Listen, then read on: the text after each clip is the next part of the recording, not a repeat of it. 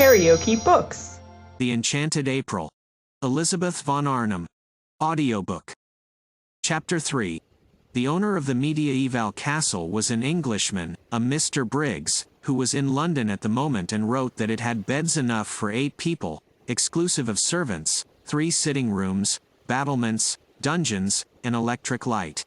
The rent was £60 for the month, the servants' wages were extra, and he wanted references. He wanted assurances that the second half of his rent would be paid, the first half being paid in advance, and he wanted assurances of respectability from a solicitor, or a doctor, or a clergyman.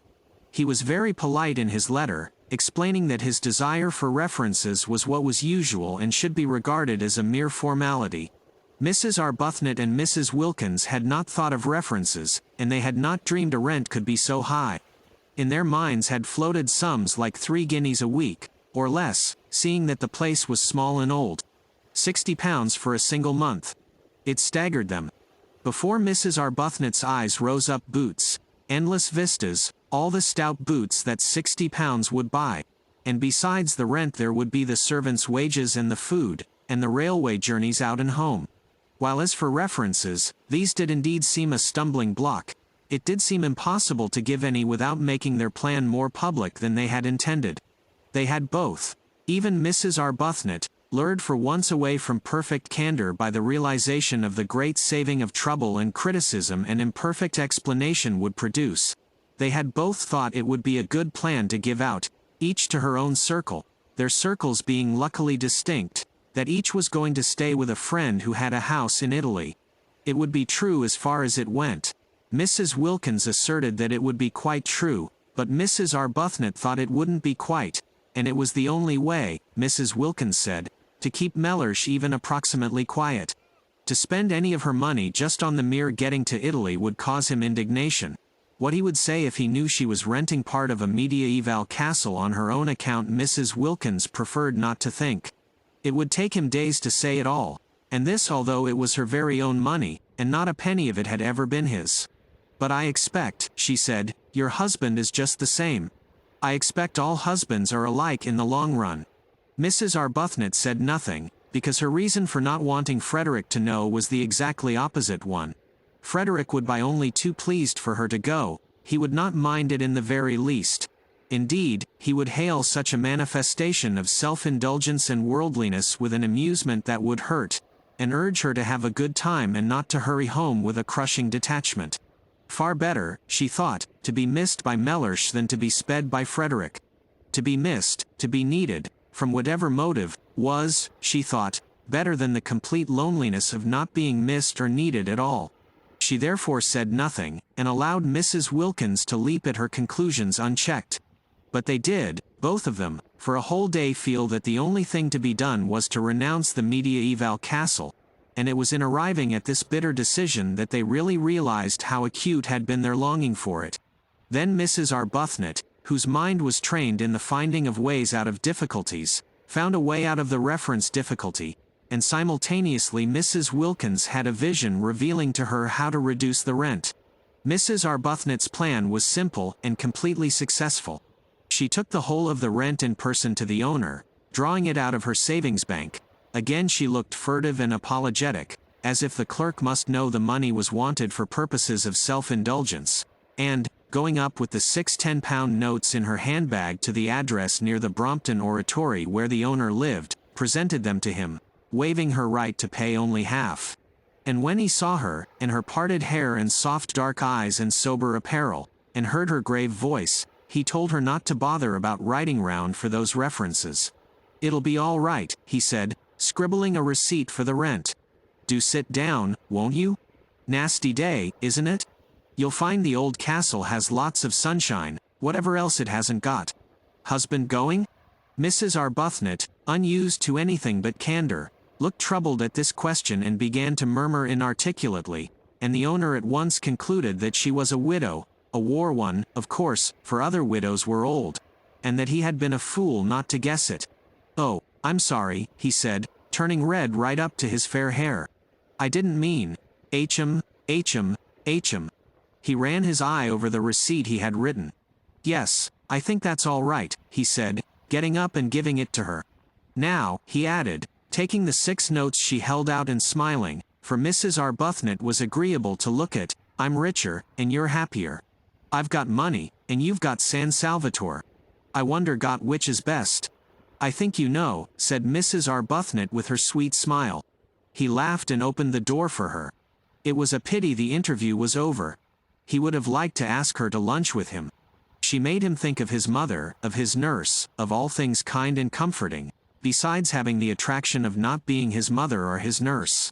I hope you like the old place, he said, holding her hand a minute at the door. The very feel of her hand, even through its glove, was reassuring. It was the sort of hand, he thought, that children would like to hold in the dark. In April, you know, it's simply a mass of flowers. And then there's the sea. You must wear white. You'll fit in very well. There are several portraits of you there. Portraits? Madonnas, you know. There's one on the stairs really exactly like you. Mrs. Arbuthnot smiled and said goodbye and thanked him. Without the least trouble, and at once she had got him placed in his proper category. He was an artist and of an effervescent temperament. She shook hands and left, and he wished she hadn't.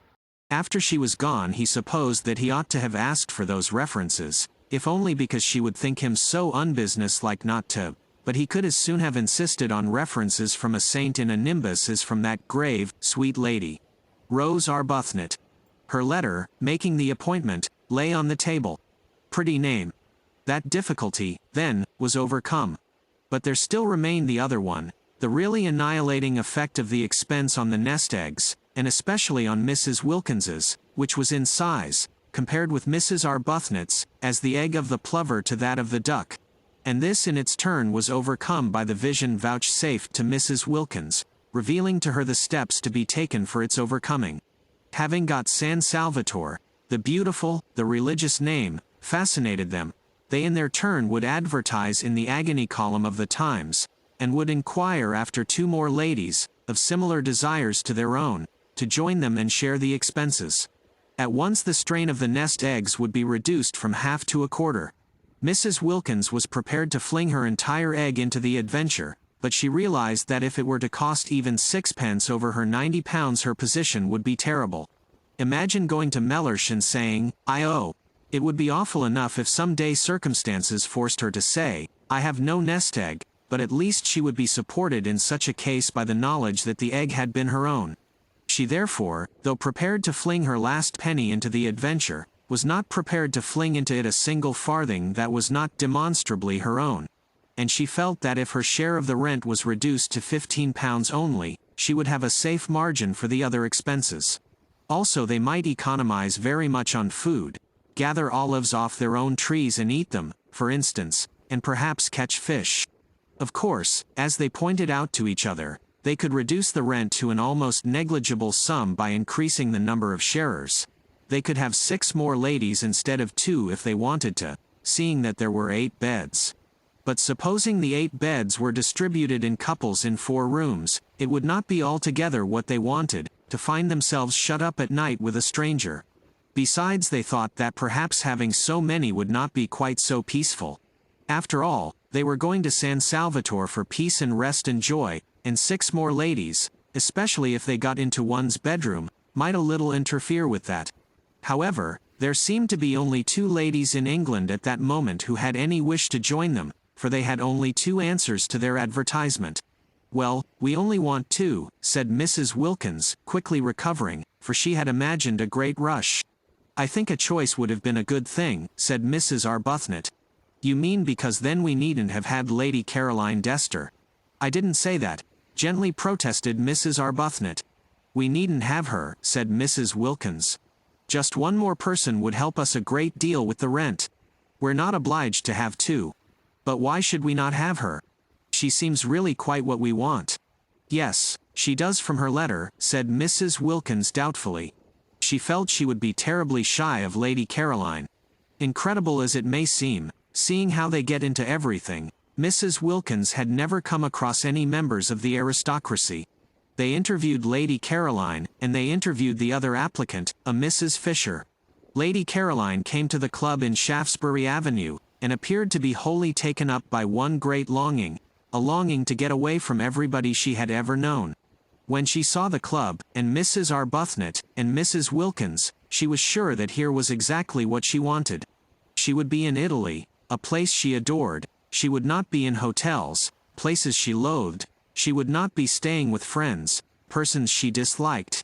And she would be in the company of strangers who would never mention a single person she knew, for the simple reason that they had not, could not have, and would not come across them.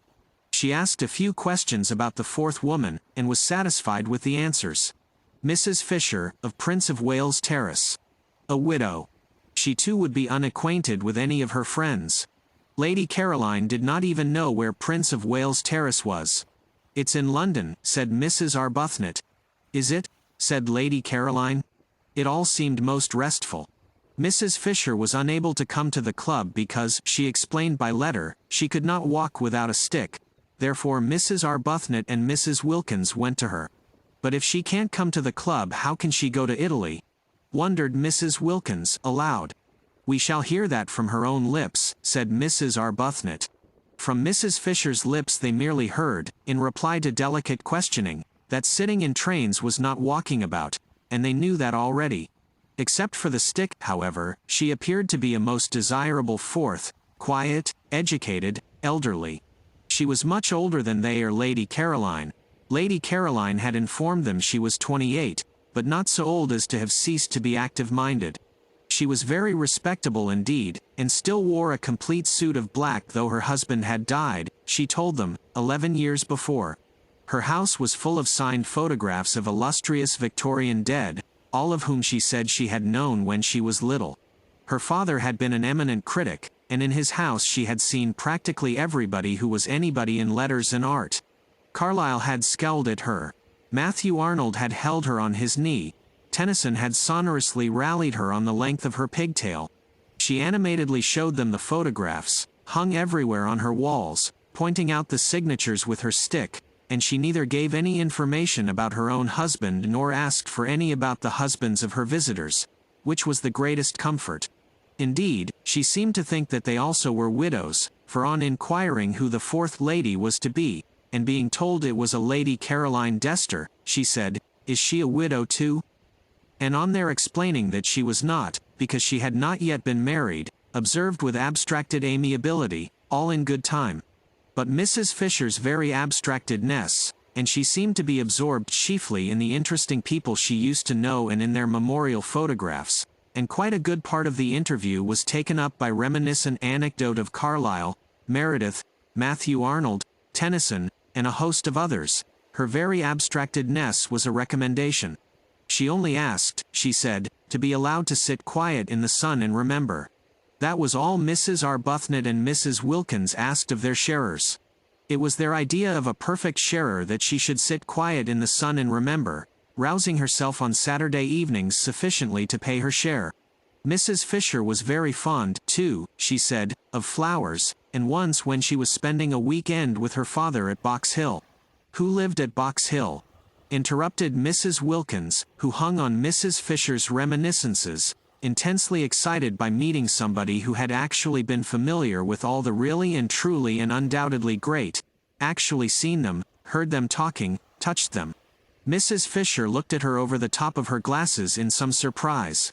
Mrs. Wilkins, in her eagerness to tear the heart out quickly of Mrs. Fisher's reminiscences, afraid that at any moment Mrs. Arbuthnot would take her away and she wouldn't have heard half, had already interrupted several times with questions which appeared ignorant to Mrs. Fisher. "Meredith, of course," said Mrs. Fisher rather shortly. "I remember a particular week-end," she continued. "My father often took me, but I always remember this week-end particularly." "Did you know Keats?" eagerly interrupted Mrs. Wilkins. Mrs. Fisher, after a pause, said with sub-acid reserve that she had been unacquainted with both Keats and Shakespeare. "Oh, of course. How ridiculous of me," cried Mrs. Wilkins, flushing scarlet. "It's because," she floundered, "it's because the immortals somehow still seem alive, don't they? As if they were here, going to walk into the room in another minute, and one forgets they are dead. In fact, one knows perfectly well that they're not dead, not nearly so dead as you and I even now," she assured Mrs. Fisher, who observed her over the top of her glasses. "I thought I saw Keats the other day. Mrs. Wilkins incoherently proceeded, driven on by Mrs. Fisher's look over the top of her glasses. In Hampstead, crossing the road in front of that house, you know, the house where he lived. Mrs. Arbuthnot said they must be going. Mrs. Fisher did nothing to prevent them. I really thought I saw him, protested Mrs. Wilkins, appealing for belief first to one and then to the other while waves of color passed over her face, and totally unable to stop because of Mrs. Fisher's glasses and the steady eyes looking at her over their tops. I believe I did see him. He was dressed in a... Even Mrs. Arbuthnot looked at her now, and in her gentlest voice said they would be late for lunch. It was at this point that Mrs. Fisher asked for references. She had no wish to find herself shut up for 4 weeks with somebody who saw things. It is true that there were 3 sitting rooms, besides the garden and the battlements at San Salvatore, so that there would be opportunities of withdrawal from Mrs. Wilkins, but it would be disagreeable to Mrs. Fisher, for instance, if Mrs. Wilkins were suddenly to assert that she saw Mr. Fisher. Mr. Fisher was dead, let him remain so. She had no wish to be told he was walking about the garden. The only reference she really wanted, for she was much too old and firmly seated in her place in the world for questionable associates to matter to her, was one with regard to Mrs. Wilkins's health. Was her health quite normal? Was she an ordinary, everyday, sensible woman? Mrs. Fisher felt that if she were given even one address she would be able to find out what she needed. So she asked for references, and her visitors appeared to be so much taken aback. Mrs. Wilkins, indeed, was instantly sobered, that she added, "It is usual." Mrs. Wilkins found her speech first. "But," she said, "aren't we the ones who ought to ask for some from you?" And this seemed to Mrs. Arbuthnot to the right attitude. Surely it was they who were taking Mrs. Fisher into their party, and not Mrs. Fisher who was taking them into it. For answer Mrs. Fisher, leaning on her stick, went to the writing table and in a firm hand wrote down 3 names and offered them to Mrs. Wilkins, and the names were so respectable, more, they were so momentous, they were so nearly august, that just to read them was enough. The President of the Royal Academy, the Archbishop of Canterbury, and the Governor of the Bank of England, who would dare disturb such personages in their meditations with inquiries as to whether a female friend of theirs was all she should be? "They have known me since I was little," said Mrs. Fisher. Everybody seemed to have known Mrs. Fisher since or when she was little. "I don't think references are nice things at all between ordinary decent women," burst out Mrs. Wilkins, made courageous by being, as she felt, at bay. For she very well knew that the only reference she could give without getting into trouble was Shoolbred, and she had little confidence in that, as it would be entirely based on Mellish's fish. "We're not business people. We needn't distrust each other." And Mrs. Arbuthnot said, with a dignity that yet was sweet, "I'm afraid references do bring an atmosphere into our holiday plan that isn't quite what we want, and I don't think we'll take yours up or give you any ourselves. So that I suppose you won't wish to join us." And she held out her hand in goodbye. Then Mrs. Fisher, her gaze diverted to Mrs. Arbuthnot, who inspired trust and liking even in tube officials, felt that she would be idiotic to lose the opportunity of being in Italy in the particular conditions offered, and that she and this calm-browed woman between them would certainly be able to curb the other one when she had her attacks. So she said, taking Mrs. Arbuthnot's offered hand, "Very well. I waive references." She waived references. The two as they walked to the station in Kensington High Street could not help thinking that this way of putting it was lofty. Even Mrs. Arbuthnot, spendthrift of excuses for lapses, thought Mrs. Fisher might have used other words, and Mrs. Wilkins, by the time she got to the station, and the walk and the struggle on the crowded pavement with other people's umbrellas had warmed her blood, actually suggested waiving Mrs. Fisher. "If there is any waving to be done, do let us be the ones who wave," she said eagerly. But Mrs. Arbuthnot, as usual, held on to Mrs. Wilkins, and presently, having cooled down in the train, Mrs. Wilkins announced that at San Salvatore Mrs. Fisher would find her level. "I see her finding her level there," she said, her eyes very bright. Whereupon Mrs. Arbuthnot, sitting with her quiet hands folded, turned over in her mind how best she could help Mrs. Wilkins not to see quite so much, or at least, if she must see, to see in silence. If you liked what you heard, please subscribe to the channel.